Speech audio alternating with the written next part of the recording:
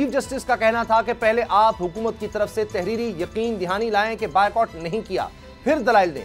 ठीक है, इन्होंने जो हुकूमत को इस बात का अंदाज़ा था कि हुकूमत के अगर कोई वजीर, कोई जिम्मेदार अगर ये बात करेंगे तो कंटेम्प्ट में बहुत सख्त उनके खिलाफ फैसला आ सकता है, तो इसलिए उन शख्सियात का जो है वो इंतखाब किया गया जो पार्लियामेंट का हिस्सा नहीं है। क्योंकि वो ये चाहते हैं ना कि कहीं से भी अगर कोई एडवांटेज मिलता है तो मिल जाए, फैसला अगर हमारे हक में आता है तो ठीक है, अदरवाइज हम पहले ही कह देंगे बायकॉट का ऐलान कर रखा है हमने।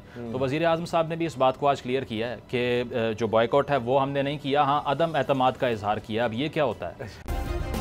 सब्सक्राइब करें और बेल दबाएं ताकि कोई खबर रह न जाए।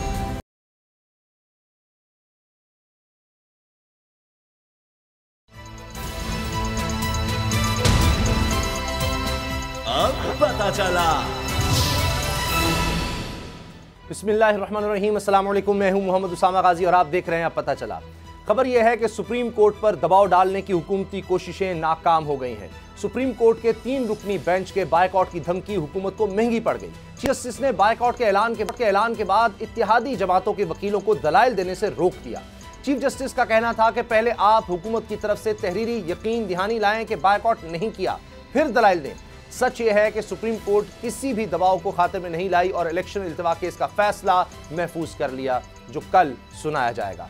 आज समाअत के दौरान अटॉर्नी जनरल ने दरखास्त की कि हसास मामला है, सिक्योरिटी मामलात पर इन कैमरा समाअत की जाए। चीफ जस्टिस ने कहा कि कोई हसास चीज सामने आई तो चैम्बर में सुन लेंगे। फोर्सेस का मामला सिर्फ आर्मी का नहीं बल्कि नेवी और एयरफोर्स का भी है। बर्री फौज मसरूफ है तो नेवी और एयरफोर्स से मदद ली जा सकती है। कल क्या फैसला आएगा, इसने हुकूमत की नींदें उड़ा दी हुई हैं। वज़ीर आज़म ने आज कौमी असम्बली में खिताब करते हुए फैसला आने से पहले ही इसे इंसाफ के मुनाफी करार दे दिया है।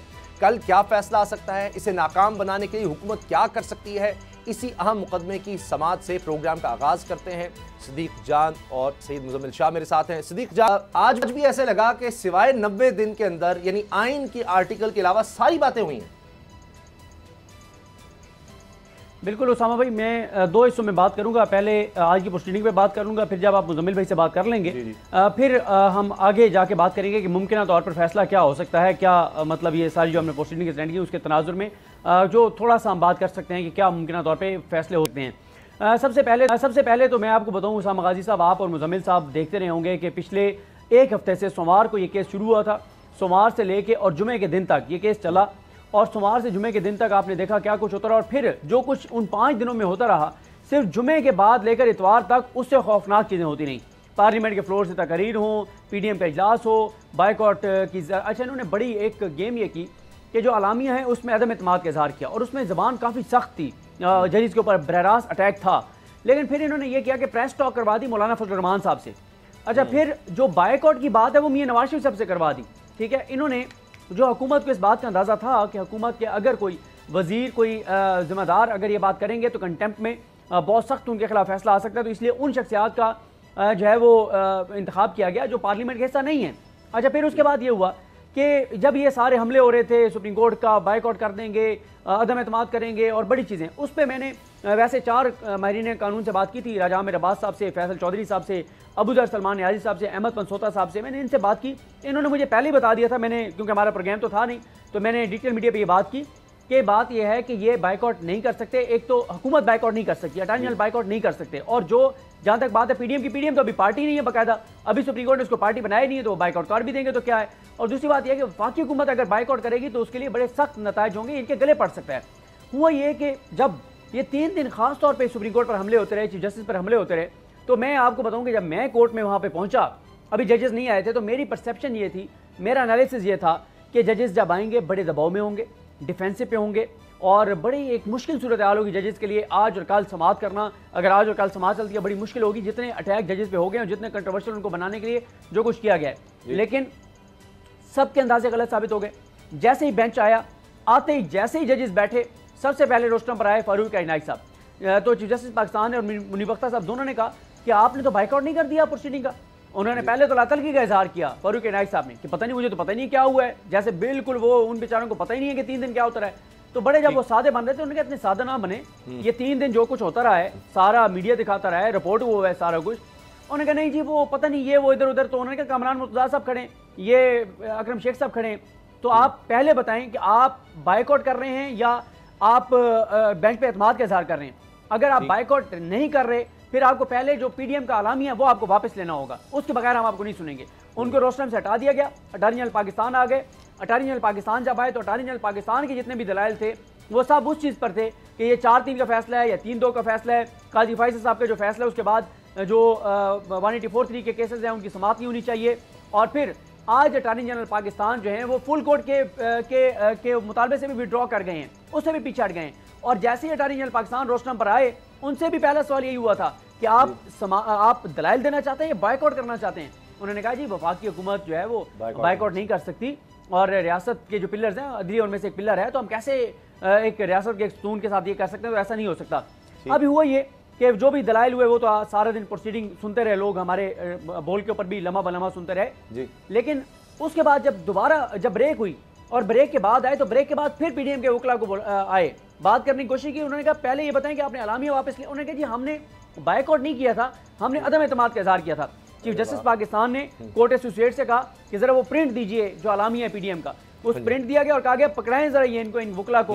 उनको पढ़ाया गया जो सख्त जबान इस्तेमाल की गई थी।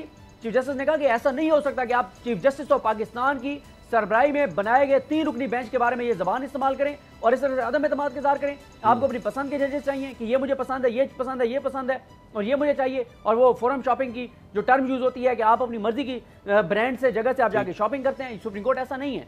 फिर उसके बाद ये भी आपको बता दूं कि जो इन चैम्बर समात की अपील थी वो भी मुस्तरद हुई कि वो सेक्रेटरी डिफेंस ने कहा सुन लें। अब सुप्रीम कोर्ट ऑफ पाकिस्तान ने तमाम दलाइल सुनने के बाद फैसला महफूज कर लिया है। कल ये फैसला सुनाया जाएगा, देखते हैं बहरहाल चीजें। अच्छा, इस पर आगे बात करते हैं कि फैसला क्या क्या आ सकता है, क्या पॉसिबिलिटीज हैं, क्योंकि हुकूमत ने तो अभी से कह दिया कि जी ये हम मानेंगे नहीं। अच्छा मुजम्मिल, इसमें एक चीज़ ये भी जो बात कही जाती है बार बार कि जी हालात तो देखे ना, हालात तो देखे ना, तो मुझे आज ये बार बार ख्याल आ रहा था कि फिर तो हम अगर आइन में जमहूरियत लिखा है, जमहूरी निज़ाम होगा, तो फिर हम हालात तो देखें। क्या जमहूरियत यहाँ चल भी सकती नहीं? तो फिर हर किसी को राय देने का हक तो होना चाहिए कि नहीं ये जमहूरियत यहाँ नहीं चल रही। फिर हमें हालात देखें कि सुप्रीम कोर्ट हमारे लिए ठीक भी है या नहीं है। फिर हालात देखते हैं कि बाकी जो आइन की शिक्कें हैं वो ठीक हैं भी नहीं है। फिर तो हम इस बहस में चले जाएंगे। आज की समात पर व्हाट्स योर टेक?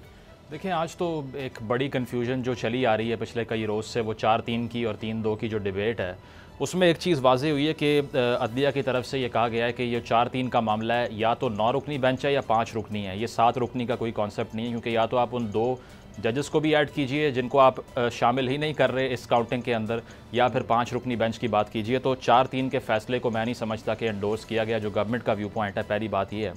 दूसरा, जस्टिस फ़ायज़ ईसा के हवाले से जो गवर्नमेंट का मौक़िफ़ है, मैं समझता हूँ कि सारा जो आर्गूमेंट ये कंस्ट्रक्ट कर रहे हैं वो जस्टिस फ़ायज़ के ऊपर कर रहे हैं, और वो इसीलिए कि वो जो उनकी तरफ से फ़ैसला आया था उसके बाद जो PTI की दरख्वास्त था उसको आप मौखिर कर दें, जिसके जवाब में उसी सर्कुलर का जिक्र हुआ है रजिस्ट्रार साहब की तरफ से जो जारी हुआ, और वो भी एक नई कंट्रोवर्सी बन गई है क्योंकि कहीं से भी क्लैरिटी दिखाई दे नहीं रही।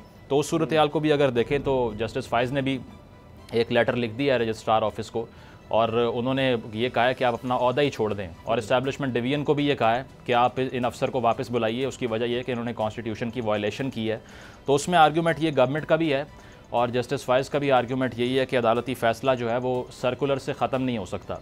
अब ये नहायत कानूनी पेचीदगियों का मामला है, अब इसमें हम तो कोई राय दे नहीं सकते कि आया कॉन्स्टिट्यूशन जो है वो कैसे। शायद इसकी बात हुई, चीफ जस्टिस ने कहा वो एक इंतजामी लिहाज से किया था, कोई उनके फैसले को कोई खत्म नहीं कर सकता। बिल्कुल, अब इस पर डिबेट खड़ी हो चुकी है, तो बजाय कि मजीद क्लैरिटी आती, मुझे तो नहीं लगता कि इसमें कोई चीज़ ऐसी डेवलपमेंट आज हुई है जिससे कोई क्लैरिटी आती। लेकिन एक बड़ी बात जो हुई वो ये हुई कि अदालत ही एक वाहिद एंटिटी है पूरी रियासत के अंदर जो इंतखाबात की तारीख को एक्सटेंड कर सकती है और कोई नहीं कर सकता। और उसमें 1988 का हवाला भी दिया आज कोर्ट ने, और ये कहा कि तब भी अदालत की तरफ से इंतखाबात की तारीख को आगे बढ़ाया गया था, अब भी जो बॉल है वो कोर्ट के ही कोर्ट में रहेगी। तो इससे एक चीज़ ये वाज़ेह होगी कि गवर्नमेंट अगर ये चाहती है कि वो अपनी मर्ज़ी करके कोई डेट आगे ले जाए, ऐसा हो नहीं सकता।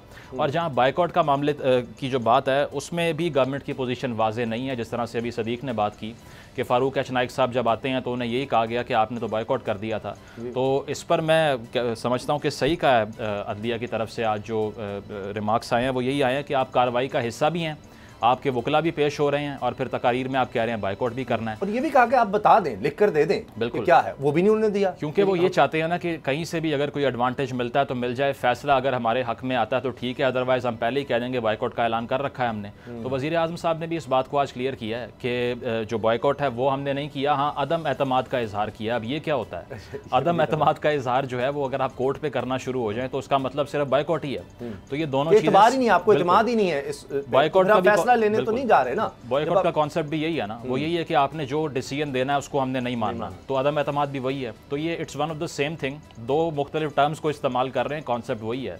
तो मैं समझता हूँ कि प्रेशराइज करने की कोशिश तो पूरी की है गवर्नमेंट ने इस पर अदलिया को, लेकिन फैसला शायद वो यही एंटिसिपेट और महसूस कर रहे हैं कि उसमें हमारी कोई बेहतरी नहीं है, इसीलिए पहले से प्रेशर एक्सर्ट करके रखो, और उनकी तकारीर और रवैये भी इस बात की अक्कासी कर रहे हैं। अच्छा, रिमार्क से भी कुछ अंदाज़ा लगाते हैं, क्योंकि चीफ जस्टिस साहब ने भी कहा कि हमें मुतमईन नहीं कर सके, कोई माकूल वजह सामने नहीं आ सकी कि ये इलेक्शंस जो हैं क्यों नहीं करवाए जा रहे। सिद्दीक, अब फैसला क्या आ सकता है और उसके बाद हुकूमत क्या कर सकती है या क्या सोच रही है, क्योंकि उनकी तो मुसलसल सेशंस चल रहे हैं, इतने दिनों से यही हो रहा है कि अगर फैसला हमारे खिलाफ आता है तो फिर हमने करना क्या है। आज हमने तकारीर भी देखी, फिर अदलिया पर हमले हुए, तो उनकी सोच तो बड़ी वाज़ेह है कि उसके बाद तो फिर एक हम क्यास देख रहे हैं। देखें, एक तो आज भी ये इस्तदा की गई कि लार्जर बेंच कम अज़ कम बना दें 6 जजेस पे मुश्तमिल, और ये इस्तदा भी थी, लेकिन इसको अदालत ने रिजेक्ट नहीं किया। लेकिन देखते हैं कि इसको अदालत अब अपने डिसीजन में किस तरह से डील करती है।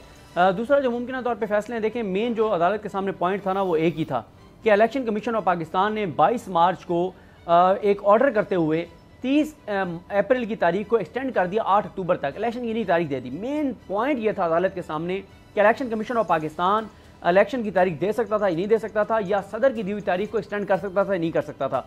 अगर अदालत 22 मार्च के ऑर्डर को उड़ा देती है इलेक्शन कमीशन के, फिर एक तो यह है कि वो 30 अप्रैल की दोबारा तारीख वही हो जाएगी कि 30 अप्रैल को इलेक्शन कराना होगा। अच्छा, अब उसमें प्रैक्टिकली 30 अप्रैल को अब मुमकिन नहीं है, क्योंकि दरमियान में ये हफ्ता 10 दिन गुजर गए। तो क्या अदालत मजीद उन्हें 10-15 दिन खुद से ये कह देगी कि 10-15 दिन आगे की आपको तारीख दे दें, इतने इस तारीख से पहले की कोई तारीख दे दें, या अदालत सिंपली उड़ा देती है 22 मार्च का ऑर्डर और कहती है 30 अप्रैल हो गई है, आपके पास अगर कोई ताउन नहीं कर रहा, चीज़ें नहीं हैं, फिर आप हमारे पास आएँ, हम देखेंगे कितने दिन आगे एक्सटेंड करने हैं। तो ये मेन जो मुद्दा है वो 22 मार्च का इलेक्शन कमीशन का ऑर्डर है, जिसपे अभी तक जो आज के तक हमने समातें सुनी हैं, कोई एक भी वकील अदालत को मुतमईन नहीं कर सका कि इलेक्शन कमीशन ने जो ऑर्डर किया वो बिल्कुल दुरुस्त था। और अदालत बार बार कहती रही कि इलेक्शन कमीशन का मसला था, हमारे पास आते। तो अब एक तो वाज़ेह नज़र ये आया कि इलेक्शन कमीशन का 22 मार्च का ऑर्डर तो उड़ जाएगा। अब जब वो उड़ जाएगा तो क्या 30 अप्रैल को ही इलेक्शन कराने की डायरेक्शन आएगी, या उसको थोड़ा सा आगे ले जाने की इजाज़त दी जाएगी? और अगर आगे ले जाने की इजाज़त दी जाएगी तो दोबारा मुशावरत सदर और इलेक्शन कमीशन करके कोई तारीख देंगे, या अदालत खुद से कोई तारीख जो है वो दे देगी कि क्योंकि इस दौरान ये सारा कुछ हुआ है। तो ये वो चीज़ है। लेकिन एक चीज़ बड़ी क्लियर है कि अदालत का जो भी फैसला होगा उसमें मुकम्मल तौर पर डायरेक्शंस होंगी ज़िम्मेदारान की, मुतल्लिका शख्सियात की, कि इसने ये करना है, इन्होंने ये करना है, इसने ये करना है। और ये नहीं हो सकता कि जो कहा जा रहा है कि बाद में अदालत के फैसले को हम नहीं मानेंगे और अमल नहीं करेंगे, जो अमल नहीं करेगा उसके लिए कानूनी तौर पर बहुत संगीन नताइज होंगे। इस हवाले से अदालत ने बता दिया। कोड ऑफ कंडक्ट का भी अदालत ने कहा, अदालत ने यकीन दहानी को भी करा। यकीन दहानी तो ज़ाहिर अटॉर्नी जनरल पाकिस्तान ने नहीं कराई, हुकूमत की जानिब से इमरान खान साहब ने यकीन दहानी करा दी कि पुरअमन इंतखाबात के लिए जो भी अदालत कोड ऑफ कंडक्ट में आएगी मैं उस पर अमल करूँगा, हम उस पर अमल करेंगे। तो ये जो है वो सूरत हाल है। तो देखते हैं कल। अब मुज़म्मिल, अब देखें, अगर तो फैसला ये आ जाता है सुप्रीम कोर्ट की तरफ से कि ये इलेक्शन आपने करवाने हैं, तो हुकूमत तो कह रही है कि हम नहीं मानेंगे, तो फिर क्या होगा उसके बाद, किस तरह से आगे चला जाएगा? क्योंकि कुछ इत्तेहादियों के भी तहफ़्फ़ुज़ात आ रहे हैं, वो कह रहे हैं जी ये पार्टीज़ पेश हो रही हैं, हम नहीं, जिसने MQM ने ये बयान दे दिया है, क्योंकि पार्टीज़ इसमें PDM में बहुत ज़्यादा हैं, तो वो इससे लाताल्लुक़ी का इज़हार कर रहे हैं, तो वो शायद इसमें पढ़ना ही नहीं चाह रहे। तो ये एक मसला हुकूमत के लिए होगा कि वो फिर डिफाइंस में किस तरह जाएंगे, क्या करेंगे? बिल्कुल, देखें, उसमें अगर अनफॉर्चुनेट चीज़ यही है कि इस फैसले के बाद भी जो कंट्रोवर्सी है वो ख़त्म नहीं होगी। उसकी वजह यह है कि अगर तो फुल कोर्ट नहीं बनता और इसी बेंच के थ्रू कोई फ़ैसला आता है तो उस पर हुकूमत पहले ही ये ऐलान जंग कर चुकी है कि हम जो है वो ऐसे किसी फ़ैसले को नहीं मानेंगे जो फुल कोर्ट के अलावा आएगा। तो उससे साबित यही हुआ कि अगर कोई भी इस तरह की डायरेक्शन दी जाती है तो गवर्नमेंट ने उसको आने से पहले ही स्कैंडलाइज कर दिया है, और उससे ये जो बहरान है ये ख़त्म नहीं होगा। अब उसमें एक ही चीज़ बचती है, जिस तरह से अदालत ने भी आज से 3 रोज़ पहले समात में कहा था कि इमरजेंसी के अलावा कोई हल नहीं है गवर्नमेंट के पास। और अब उसके लिए जवाज़ कैसे, ये जो है ना गुंजाइश कैसे निकालते हैं, ये तो कोई हैरानकुन चीज़ और उसमें भी शायद सदर का रोल होगा। बिल्कुल, अगर वो प्रेसिडेंट का के ऑफिस जब तक आरिफ अलवी साहब हैं तब तक तो जो है वो तो आज भी उनसे शिकायत हो रही है कि जी आप जितने दिन हो गए साइन क्यों नहीं करे, वो करने भी नहीं है उन्होंने। तो इसमें यही है कि नज़र यही आ रहा है कि इस फैसले के आने के बाद भी ये जो सियासी भौचाल है ये ख़त्म नहीं होने वाला, जो कि ख़त्म होना बहुत लाजमी था, ज़रूरी था पाकिस्तान के लिए, क्योंकि जो मुआशी सूरत हाल है वो मुतामिल नहीं हो सकती इस चीज़ की कि आप इन डिबेट्स में पड़े रहें कि आया तारीख किसने आगे करनी है या इंतखाबात कितना डिले करना है। अभी इशूज़ की पॉलिटिक्स होनी चाहिए थी, अभी मसाइल की बात होनी चाहिए थी। ये जो आटे की एक बोरी के लिए लोग लाइनों में लग के जाने दे रहे हैं अपनी, उनके मसले को हल करने की डिबेट मेन स्ट्रीम पर होनी चाहिए थी, लेकिन हो ये रही है कि अब 5 मेंबर का बेंच नहीं है, 7 का है, 3 का है। तो ये सारी जो डिस्ट्रैक्शन क्रिएट की गई है ये ख़त्म होती दिखाई नहीं दे रही मुझे तो, और बहरान जो है वो मज़ीद संगीन होने जा रहा है। अच्छा सिद्दीक, आपकी यकीनन आईनी माहिरीन से भी बात होती है, वो क्या देख रहे हैं? क्योंकि अगर तो हुकूमत मान लेती है फिर तो मसला ही नहीं है ना, फिर तो चले इलेक्शंस हो जाएंगे, हुकूमत समझेगी कि भाई अब सुप्रीम कोर्ट ने कह दिया। अब मामला वहां आता है जहां हुकूमत कह रही है कि हमने नहीं मानना, वो बार बार आज तकारीर आप देख रहे हैं, बड़ी सख्त तकारीर थी, जबकि वो भी आइन की खिलाफ वर्जी है कि आप इस तरह सुप्रीम कोर्ट या उनके जजेस पर हमले नहीं कर सकते, चाहे पार्लियामेंट ही हो।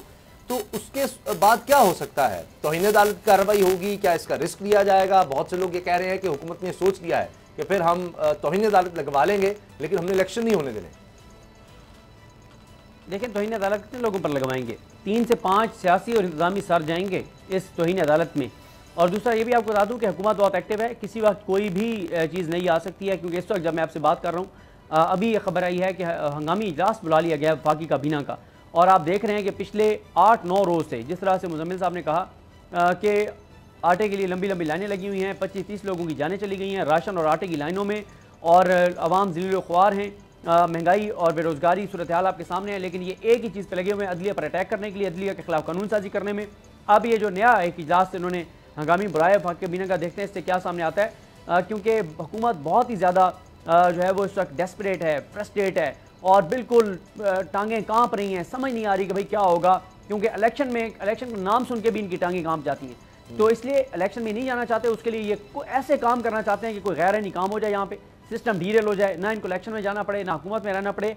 और परेशानी बहुत ज़्यादा है क्योंकि कल जो सुप्रीम कोर्ट का फैसला आ रहा है वो बाइंडिंग होगा। अगर मुझे एक बात बताएं, अगर वो बाइंडिंग नहीं है और अगर अमल नहीं करना तो ईजी हो जाए, कहीं कर लें फैसला, ये हमने मानना ही नहीं है। ये पिछले 8 रोज से इजलास पे इजलास क्यों हो रहा है, मीटिंग पे मीटिंग क्यों हो रही है, इजलास कौमी असम्बली का इजलास, मेरे पास एक मिनट है। ये भी कहा जा रहा है कि जब ये कानून साजी हो जाएगी कि चीफ जस्टिस जो है उनके पास इख्तियार नहीं, फिर 3 जजेस होंगे, वो अपील का भी 1 महीने के अंदर हक आ जाएगा, तो फैसला ये आ भी गया तो उसके बाद वो कानून पास हो जाएगा तो हम अपील में आ जाएंगे। ये इनकी स्ट्रेटेजी भी है कि अपील में आ जाएंगे, तब तो फिर चीफ जस्टिस अकेले फैसला नहीं कर सकेंगे सू मोटो का, और फिर 3 जजेस फैसला करेंगे, वो बेंच बनेगा और वहां पर हमें अपील का भी हक आ जाएगा, तो कोई मसला नहीं अगर हम तौहीन अदालत कर भी देते हैं, क्योंकि अब शायद चीफ जस्टिस या सुप्रीम कोर्ट ये समझ चुकी है कि ये तो डिलेइंग टैक्टिक्स आजमाएंगे। तो जिस तरह आपने कहा कि फैसला ऐसा आएगा कि फिर कोई ये ना हो कि ये फिर कुछ डिले की तरफ जा सकेंगे, जी अच्छा फिर मुशावरत करनी है, ये करना है, और पता लगे 6 महीने इसमें गुजार दिए।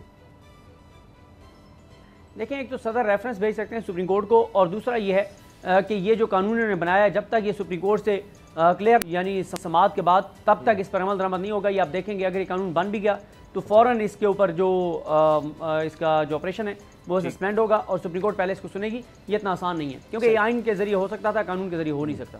अच्छा, आज वकला का एक बड़ा अहम इजलास भी था, एतजाज़ एहसन साहब ने भी उसमें खिताब किया है, इसकी भी बात करेंगे।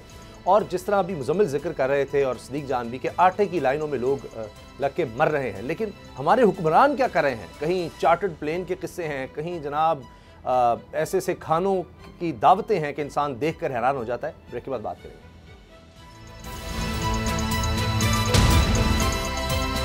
अब पता चला।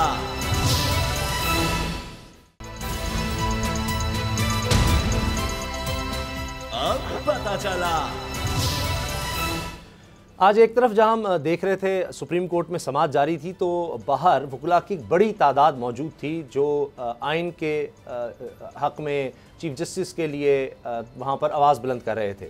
और नज़र आ रहा था कि कोशिश वकला की यह है कि जी जो आइन में लिखा है 90 दिन के अंदर इलेक्शन उसमें होने चाहिए, और साथ ये कि हुकूमत जिस तरह से मान नहीं रही तो एक दबाव की कोशिश ज़रूर थी। फिर वकला का कन्वेंशन एक इजलास भी होता है और उसमें एतजाज़ साहब खिताब भी करते हैं। अब मुजम्मिल उसमें दिलचस्प बात यह है कि एतजाज़ साहब ने ज़ाहिर है हुकूमत को बहुत ज़्यादा उसमें तनकीद का निशाना बनाया, अपने कुलीग्स को भी, रज़ा रब्बानी जैसे लोगों को भी कि जी आप आज आइन की बात क्यों नहीं करते। लेकिन उन्हें काजी फाइज़ साहब को मुखातिब करते हुए कहा कि ये जो आज जंजीरें बनाई जा रही हैं, यानी चीफ जस्टिस के हवाले से कि जी 3 सीनियर जज होंगे और इसका वो हवाला दे रहे थे कि वो फिर सुओ मोटो का फैसला वो करेंगे, बेंच का फैसला वो करेंगे। तो काजी फाइज़ साहब के लिए ये सब कुछ तैयार किया जा रहा है, कल आपको इसको फेस करना है। तो आपको लगता है कि एतजाज़ साहब के इससे कोई जुडिशरी में हम कोई यकसुई देखेंगे, या दोबारा ये जो आज जिस तरह काजी साहब के हवाले से एक और आ गया कहूँगा फैसला ही कि भाई रजिस्ट्रार को हटाया जाए, ये चीज़ें ख़त्म होंगी या ये डिवाइड रहेगी? देखिए, पोलराइजेशन तो बहुत ज़्यादा बढ़ चुकी है। एतजाज़ साहब का मैं समझता हूँ कि जो बात का असल जो मौक़िफ़ जो उनका था वो ये था कि शॉर्ट टर्म पॉलिसीज़ ना बनाएं। उसकी वजह ये है कि अगर आपने अभी फ़ायदा किसी काम से लेना है तो इसका ये मतलब नहीं है कि वो लॉन्ग टर्म इम्पैक्ट नहीं होगा उसका।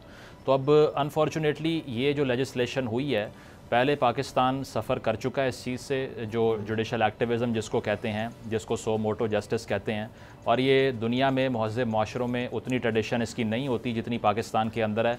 बिल्कुल इसको कर्टेल किसी हद तक करना था, लेकिन वो कंसेंसस से करना था।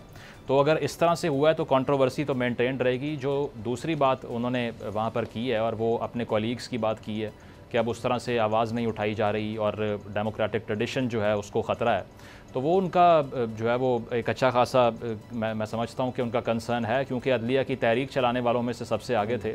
इसके अलावा जो है वो बड़ी मारें भी खाई उसमें, और आमरीत के दौर के अंदर भी जो है वो बड़ा सप्रेशन का शिकार मायूस हुए इफ्तिखार चौधरी साहब के। बिल्कुल। तो असल में मैं समझता हूँ कि वो जो अपनी सारी एफर्ट उनको दिखाई दे रही है, उसमें भी आजकल हमने यही देखा कि जो सिविल लिबर्टीज़ की सारी मूवमेंट थी इस वक्त के पाकिस्तान के अंदर, वो उस तरह से नज़र नहीं आती, क्योंकि फिर दोबारा से चीज़ें 90 की दहाई में आकर खड़ी हो गई हैं और आगे बढ़ने की बजाय वापसी का सफ़र जारी है पाकिस्तान का। तो कोई भी कंसर्न सिटीज़न हो, एतजाज़ साहब हों या कोई और हो, obviously it's a dark time और मुश्किल वक्त है ये। वकला तहरीक के बाद सिद्दीक जान, मैंने अब एतजाज़ साहब को इतना एक्टिव देखा है, ज़ाहिर है अब उम्र भी उनकी पहले से भी ज़्यादा, एक बहुत सीनियर हैं, लॉयर हैं, उसके बावजूद बड़े मुतहरिक, हर जगह इंटरव्यू दे रहे हैं, हर जगह बात कर रहे हैं। एक उनका बहुत ज़्यादा प्रेशर बना है हुकूमत पर। बिल्कुल ऐसे ही है, ना सिर्फ हुकूमत पर बल्कि वकला बहुत मोटिवेट हुए हैं उनकी इस गुफ्तगू से, उनके इस स्टांस से, और मेरा ख्याल है कि अदलिया को बहुत सपोर्ट मिली है। जिस तरह से मुसलसल एतजाज़ अहसन साहब ये बात कह रहे हैं, वो बिल्कुल वाज़ेह तौर पर तकसीम वाज़ेह कर रहे हैं कि कौन जस्टिस मुनीर का पैरोकार है और कौन अदलिया का मुहाफ़िज़, इसका आइन का मुहाफ़िज़ है, कौन आइन को चाहता है और कौन जस्टिस मुनीर के रास्ते पे चलना चाहता है। इस हवाले से खुल के वो बात कर रहे हैं और उनके अलावा कोई ये बात नहीं कर सकता। और देखें, मैं आपको बताऊं, ये बहुत एक ख़तरनाक चीज़ है जो शुरू हो गई है हुकूमत की जानिब से, कि आप पार्लियामेंट के फ्लोर पर आप अपनी प्रेस कॉन्फ्रेंसेज में आप तासुर दे रहे हैं कि 7 मुअज़्ज़ज़ जजेस जो हैं वो प्रो PMLN हैं, वो नून लीग के हामी हैं, वो नून लीग के साथ हैं, उनके दिल नून लीग के साथ धड़कते हैं। ये तासुर देना मुस्लिम लीग नून की जानिब से बहुत अफसोसनाक है, और ये मुस्लिम लीग नून की जानिब से ये तासुर देना, हुकूमत की जानिब से ये तासुर दिया जाना, PDM की जानिब से ये तासुर दिया जाना कि वो जजेस जो हैं वो आइन पर अमल दरामद नहीं चाहेंगे, वो इनके साथ गैर आइनी इक़दाम को सपोर्ट करेंगे, वो 90 दिन में इलेक्शन ना कराने का हुक्म देंगे। तो ये कोई उन मुअज़्ज़ज़ जजेस के लिए ठीक नहीं है, जिनमें से 3-4 ने आगे चीफ जस्टिस पाकिस्तान बनना है। तो उनको भी ये बात देखनी चाहिए। और फिर जिस तरह से आपने देखा कि क्यूरेटिव रिव्यू वापस हुआ, और फिर आज जस्टिस काजी फाइज़ साहब ने लेटर लिख दिया हुकूमत को भी और रजिस्ट्रार को भी, और रजिस्ट्रार को कहा है कि हुकूमत को कहा है कि रजिस्ट्रार को हटाएं फौरी तौर पर, कि रजिस्ट्रार ने मेरे फैसले के ऊपर, एक जुडिशल फैसले के ऊपर एक एडमिनिस्ट्रेटिव सर्कुलर जारी करके और मेरे फैसले को कलअदम किया है। हालांकि उस हवाले से आज chief justice Pakistan justice Umar Bandial साहब ने बताया कि वो ऑफिस में एक सर्कुलेट हुआ था वो सर्कुलर, और उसका मकसद सिर्फ ये बताना था कि वो जो काजी फैसल साहब ने सिद्दीक मुझे आपको रोकना होगा। शाह महमूद कुरैशी साहब ने हमें ज्वाइन किया है, वाइस चेयरमैन पाकिस्तान तहरीक इंसाफ। शाह महमूद कुरैशी साहब, आज हंगामी इजलास भी हो रहा है काबीना का, हुकूमत की तरफ से वाज़ेह किया जा चुका है कि हम किसी सूरत इस सुप्रीम कोर्ट के फैसले को या इस बेंच के फैसले को नहीं मानेंगे। आगे क्या देख रहे हैं आप? आपकी आवाज बिल्कुल सुनाई नहीं दे रही, बहुत हल्की है आपकी आवाज। प्लीज जरा वॉल्यूम तो कराइए। प्लीज साहब इसको जरा ठीक करें, आवाज को जरा बढ़ाएं। शाह साहब, अब आवाज आ रही है आपको? सर हेलो जी, चलिए दोबारा डायल करते हैं। शाह साहब, आपको दोबारा मिलाते हैं कॉल, कोशिश करते हैं दोबारा शाह महमूद कुरैशी साहब से रब्ता करते हैं। अच्छा मुज़म्मिल, इसमें वेरी ब्रीफली जब तक हमारी मिलती है कि ये एतजाज़ साहब ही हैं, जिस तरह सिद्दीक ने बात की, को कह रहे हैं आर्टिकल 6 लगेगा निगरान हुकूमत पर अगर वो आगे बढ़ती है। इसी तरह मर्जी के जज ये कहते हैं जी ये हमारी मर्जी के जज हैं, ये वो जज हैं जो हमारे खिलाफ फैसले दे देते हैं। फिर उन्होंने आज ही कहा है कि ये जो 6 महीने ये डिले चाह रहे हैं कि जी सदर नहीं होगा उस वक्त आरिफ अलवी, ऐसा नहीं होने वाला, इसी सदर के होते हुए उनको इलेक्शन करवाने पड़ेंगे। बिल्कुल, कॉन्स्टिट्यूशन जो है वो कॉम्प्रोमाइज। जी अच्छा, जी शाह महमूद कुरैशी साहब हमारे साथ हैं। शाह साहब, आज काबीना का हंगामी इजलास हो रहा है, हुकूमत कह चुकी है कि हम इस बेंच के फैसले को नहीं मानेंगे, क्या देख रहे हैं आप? देखिए, हंगामी इजलास जरूर कर सकते हैं। फैसले को अभी तो मुझे मालूम नहीं है फैसला होगा क्या। हुकूमत अज्यूम क्यों कर रही है कि फैसला उनके खिलाफ आएगा? उनके दिल में चोर है क्या? वो समझ गए कि उनका केस ही कमजोर था, आइन बड़ा वाज़ेह था और उन्होंने रुकावटें डालने की पूरी कोशिशें की, दबाव डालने की पूरी कोशिश की, बेंच तोड़वाने की पूरी कोशिश की और उसके बावजूद अगर फैसला आ जाता है जो उनकी मंशा के मुताबिक नहीं है, तो ये तो कोई तरीका नहीं है। मुल्क का निज़ाम, मुल्क की जो सुप्रीम कोर्ट के फैसले अगर आप नहीं मानेंगे तो ये मुल्क चल कैसे सकता है? ये तो सुप्रीम कोर्ट पर एक उसको अंडरमाइन करने के मुतरादिफ होगा और ये आइन से रूगर्दानी होगी। जी मुज़म्मिल। शाह साहब, आपसे सवाल ये कि पीटीआई ने भी, खान साहब ने भी ये ट्वीट किया कि पीटीआई ने ये कंटेस्ट नहीं किया कि हमें कोई लार्जर बेंच चाहिए या फुल कोर्ट चाहिए या 3 रुकनी बेंच चाहिए, जो कि खुशाइन चीज़ है क्योंकि उसमें वो फरीक नहीं बनना चाह रहे थे ये बेंच के मुतालिबात में। उसके बावजूद आपको लगता है कि जो फुल कोर्ट का एक आर्ग्यूमेंट चल रहा है, जो गवर्नमेंट प्रेजेंट कर रही है कि बन जाता तो बहुत बेहतरीन बात होती, सब उसको एंडोर्स कर देते? देखिए, मैं सुप्रीम कोर्ट पे था और चीफ जस्टिस साहब ने उसकी वजाहत कर दी। उन्होंने कहा कि अगर हम बनाना चाहते भी तो फुल कोर्ट नहीं बन सकता था। उसकी वजूहात है। कुछ जज साहबान ऐसे हैं जिन्होंने इस केस से अपने आप को लाताल्लुक कर लिया, कुछ ऐसे हैं जो पहले अपनी राय दे चुके थे। तो फुल कोर्ट तो जो मांग रहे थे वो मुमकिन ही नहीं था। एट बेस्ट एक लार्जर बेंच हो सकता था, फुल कोर्ट तो मुमकिन ही नहीं था, टेक्निकली मुमकिन नहीं था। जी अच्छा शाह साहब, अगर हुकूमत नहीं मानती, जिस तरह आपने सही फरमाया कि अभी तो फैसला आया नहीं है लेकिन हमें तैयारी नज़र आ रही है, उनकी तरफ से अदम इत्मीनाद का कह दिया गया, आज हमने अदालत में भी चीज़ें देखी, तो फिर अगर हुकूमत ने ना माना तो फिर क्या होगा? आपकी तरफ से क्या लाहेमल अपनाया जाएगा? देखिए, अगर हुकूमत नहीं मानती तो ये बिल्कुल पाकिस्तान की आवाम, वकला बिरादरी और सिविल सोसाइटी उनका मुहासबा करेगी, उनको कटहरे में खड़ा करेगी और उनका ख्याल है कि वो सुप्रीम कोर्ट के फैसले को हवा में उड़ा देंगे। ये मुमकिन नहीं होगा, उनके लिए आसान नहीं होगा। इससे पूरे निज़ाम को वो दरम बरम कर देंगे। और क्यों, किस वजह से? क्या लोगों पे एतमाद देंगे? सुप्रीम कोर्ट क्या कहेगी? इंतखाबात में जाए ना, तो इंतखाबात में फैसला किसने करना है? सुप्रीम कोर्ट ने करना है या अवाम ने करना है? अवाम में उनकी पजीराई होगी, उनकी तायद होगी तो लोग उनको मुंतखब कर देंगे।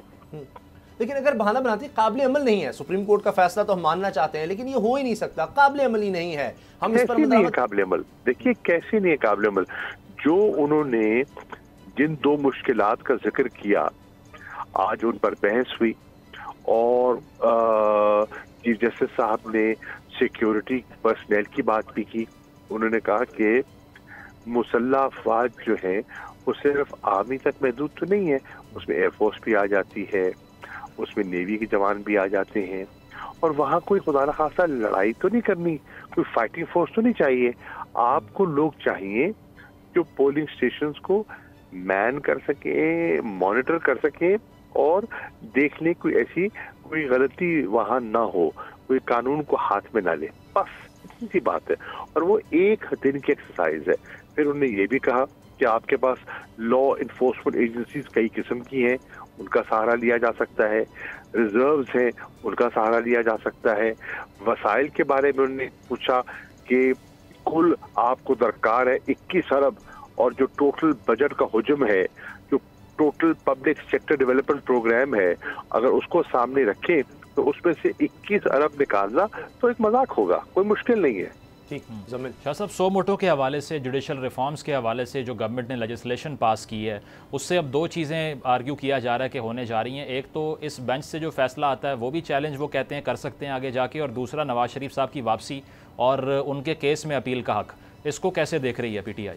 देखिए, कानून साजी पार्लियामेंट का अख्तियार है, लेकिन जो सिंपल लेजिस्लेशन से, एक्ट ऑफ पार्लियामेंट से हमारी राय में वो ये तरमीम नहीं कर सकते।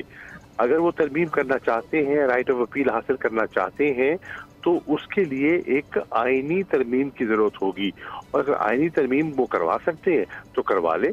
जी तो शाह साहब, ये रिग्रेट किया आपने इस चीज़ को कि आप अगर फ्लोर पर मौजूद होते इस लेजिस्लेशन के दौरान तो कुछ आप रेजिस्टेंस दिखाते गवर्नमेंट की इस लेजिस्लेशन पे?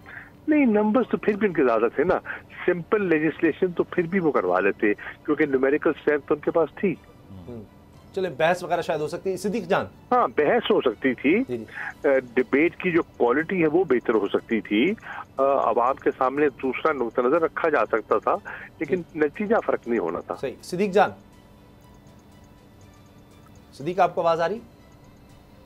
जी, मेरा ख्याल है सिद्दीक जान लाइन ड्रॉप हुई। मुजम्मिल शाह साहब, इस पे अब जो गवर्नमेंट के हवाले से अगर थोड़ा ए पॉलिटिकल मामलात भी चल रहे हैं उसके अलावा, लेकिन अब जो सऊदी अरब के दौरे के हवाले से नवाज़ शरीफ साहब की बात की जा रही है और गवर्नमेंट उस पर ये मौक़िफ़ भी अपनाती दिखाई दे रही है, सोशल मीडिया पर ये रूमर फैल रहा है कि अब इकॉनमी को आकर वो फिक्स करेंगे, तो आपको लगता है कि एक नया रास्ता खुला है नवाज़ शरीफ साहब का सिस्टम में री एंटर होने का? देखिए, सऊदी अरब के साथ तो हमारे बड़े अच्छे ताल्लुकात हैं, हमारा काबिल एतमाद दोस्त है, अगर वो दौरे पे बुलाता है तो ज़रूर जाना चाहिए, और वो बहुत से अच्छे उनके साथ तवक्कुआत भी वाबस्ता की जा सकती है, इन्वेस्टमेंट के लिहाज से, लेबर अब्जॉर्प्शन के लिहाज से। हमारे यहाँ बेरोजगारी बड़ी तेज़ी से बढ़ रही है, आपकी जो इंडस्ट्री है वो बिल्कुल बंद होने चली है। आपने देखा कि टेक्सटाइल के जो मालिकान हैं, एप्टोमाइजर ऑर्गेनाइजेशन, पिछले दिनों उन्होंने अपना एहतजाज रिकॉर्ड करवाया और उन्होंने कहा कि फैसलाबाद को देख लें और शहरों को देख लें, यके बाद दीगर सनत बंद होने चली है। तो ये चैलेंजेस तो हैं जो लोग फेस कर रहे हैं। जी, सिद्दीक जान। शाह साहब, ये बताएं कि आप कब इंतखाबी मुहिम शुरू कर रहे हैं, दोबारा कब जलसे शुरू कर रहे हैं, अवामी एक्टिविटीज शुरू कर रहे हैं? इंशाल्लाह ये माह रमज़ान के बाद सिलसिला शुरू हो जाएगा। आपने देखा कि एक बहुत ही हमने एक ख़तरनाक चैलेंज कबूल किया कि हमने माह रमज़ान में मीनार पाकिस्तान का इंतखाब कर लिया जलसागाह और जलसे के लिए, और फिर आपने देखा कंटेनर्स लग गए, रास्ते बंद हो गए, ट्रांसपोर्ट दस्तयाब नहीं थी। तो हम तो, और फिर रमज़ान में लोगों ने रोज़ा होता है, फिर रोज़े के बाद अफ्तार होता है, तरावी होती है, हम तो परेशान थे कि लोग पता नहीं कैसे ये जलसा हमारा बिल्कुल नाकाम ना हो जाए। लेकिन आपने देखा कि किस तादाद में फ़कत लाहौर के लोग निकले, बाहर से आए होंगे पर बहुत आटे में नमक के बराबर, सब लाहौरी निकले। इससे जाहिर क्या होता है? इससे जाहिर होता है कि लोग तहरीक इंसाफ के साथ इमरान खान को सुनना भी चाहते हैं, इस जमात के साथ अपने आप को मुंसलिक भी करना चाहते हैं, और लोगों का रुझान भी है, पैदल बच्चे खवातीन पैदल चल के आए। तो इंशाल्लाह इस माहौल में माह रमज़ान के बाद जब जलसे होते हैं तो आप देखेंगे तारीखी नौयत के जलसे होंगे। अच्छा शाह साहब, मुज़ाकरात कहीं से कोई बातचीत हो रही है? कभी लगता है कि बात कुछ होती है इस तरह की कि जी हाँ जी मुज़ाकरात होने चाहिए, सिविल सोसाइटी के कुछ लोग, आज भी खबर आ रही थी दावतनामे आ रहे हैं, लेकिन कहीं कहा जाता है जी इमरान खान माफ़ी मांगे तब तक नहीं हम बात करेंगे, वहाँ से इमरान खान सब कहते हैं मैं नहीं, मेरी तरफ से डेलीगेशन जाएगा, नेशनल डायलॉग कहेगा, पहले इलेक्शन की तो बात कर लें। अच्छा, देखिए, हम तो मुज़ाकरात से हमने तो कभी इनकार किया नहीं, हुकूमत डामाडोल है। एक कभी ऑफर करती है और कभी इनकार करती है। They have to make up their minds. फर्ज कीजिए अगर फैसला आ जाता है इस नौयत का इंतखाबात होने हैं, तो उसकी लवाजमात और उसकी जो कोड ऑफ कॉन्डक्ट है और चीज़ें हैं, उनको तय करने के लिए फिर भी तो कुछ ना कुछ चाहिए होगा ना। मिल बैठ के अगर चीज़ें तय हो जाएं तो उसमें कोई मुज़ाहिका नहीं है, ताकि उनको भी इत्मीनान हो, हमें भी इत्मीनान हो, और एक ऐसा लेवल प्लेइंग फील्ड हो जो सबके लिए यकसा और बराबर इम्कानात हो इलेक्शन लड़ने के और जीतने के। सही, बहुत बहुत शुक्रिया शाह महमूद कुरैशी साहब, वाइस चेयरमैन पाकिस्तान तहरीक इंसाफ, आपने हमें वक्त दिया। तहरीक इंसाफ कह रही जी वो भी मुज़ाकरात के लिए तैयार हैं, लेकिन हुकूमत इसमें हिचकिचाहट का शिकार है। अब लगता यह है कि कोई बात मज़ीद आती जब तक कि कल का फैसला नहीं आ जाता। अब देखते हैं फैसला क्या आता है और उसके बाद चीज़ें आगे किस तरह से बढ़ती हैं। प्रोग्राम देखने का शुक्रिया, इजाज़त दीजिए, अल्लाह हाफ़िज़।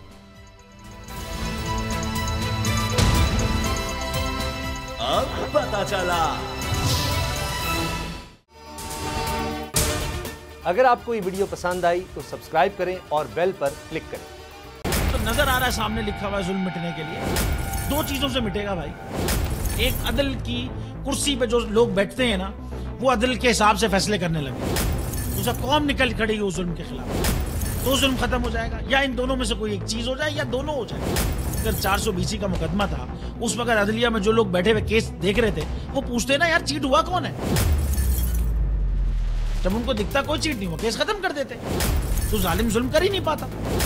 9 जजेस ने नोट बिफोर किया मेरे केस को यार, 1.5 साल चला। शख्सी जमानत का केस, सेम केस इस्लामाबाद में कर दिया। एक ही इल्जाम पे 2 केस हो नहीं सकते भाई। मतलब 60 दिन का वक्त होता है। 102 दिन के बाद मैं जीत गया, केस बरी हो गया। 102 दिन के बाद अपील फाइल की, एक्सेप्ट कर ली। नहीं करते ना एक्सेप्ट, खत्म हो जाता ना जुल्म यार। भरी अदालत में मुझे बरी कर दिया, फिर पता नहीं क्या हुआ 2.5 घंटे बाद का नोट बिफोर। मैं नहीं सुनता ये केस, खड़े रहते अपने फैसले, मिट जाता जुल्म। अल्लाह ताला ने बिठाया इन कुर्सियों पे इनको यार, ये अल्लाह ताला की तरफ से फैसले करते हैं। तो या तो ये फैसले आएंगे, जुल्म मिट जाएगा, या कौम खड़ी हो जाएगी जुल्म के खिलाफ।